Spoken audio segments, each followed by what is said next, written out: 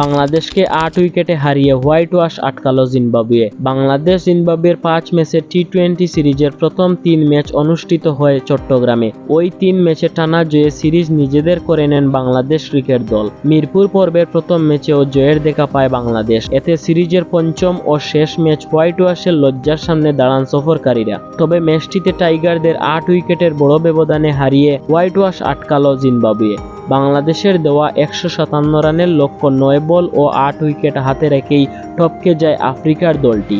এতে 4-1 শেষ হয় টি-20 সিরিজ। 158 রানের তাড়ায় দারুণ শুরু আনেন বেনেট, কিন্তু পঞ্চম ওভারে সাকিবের বলে স্টাম্পিং হয়ে প্রথম উইকেট পড়ে জিম্বাবুয়ের। সেটা বড় ধাক্কা হয়নি, কারণ দারুণ জুটিতে ম্যাচ নিজেদের দিকে নিতে থাকেন বেনেট এবং রাজা। 49 বলে 5টি করে ছক্কা, 4-এ 70 রান করেন বেনেট। যখন সাইফুদ্দিনকে ক্যাচ দেন তিনি, ততক্ষণে ম্যাচ মুঠোয় জিম্বাবুয়ের।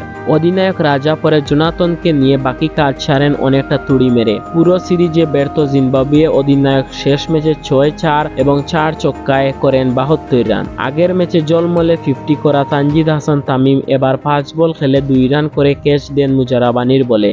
সৌম্য সরকার বেনেটকে ছক্কায় উড়িয়ে দিয়ে শুরু করেন, কিন্তু টিকতে পারেননি। চট্টগ্রামে প্রথম 3 ম্যাচে দলকে জেতানোয় বড় ভূমিকা রাখা তাওহিদ হৃদয় আগের দিনের মতো এবারও রান পাননি। বিরূপ পরিস্থিতিতে টানা 3-4-এ শুরু করেন মাহমুদুল্লাহ রিয়াদ।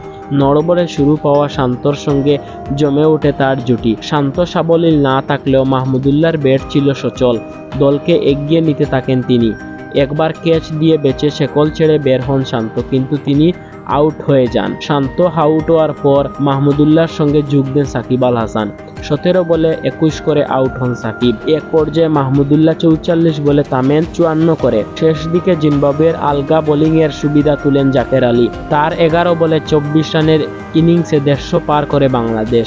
ওই রান যে এখানে যথেষ্ট না তা বুঝিয়ে দেন বেনেট এবং রাজা। টাইগারদের 8 উইকেটের বড় ব্যবধানে হারিয়ে হোয়াইট ওয়াশ আটকালো জিম্বাবুয়ে।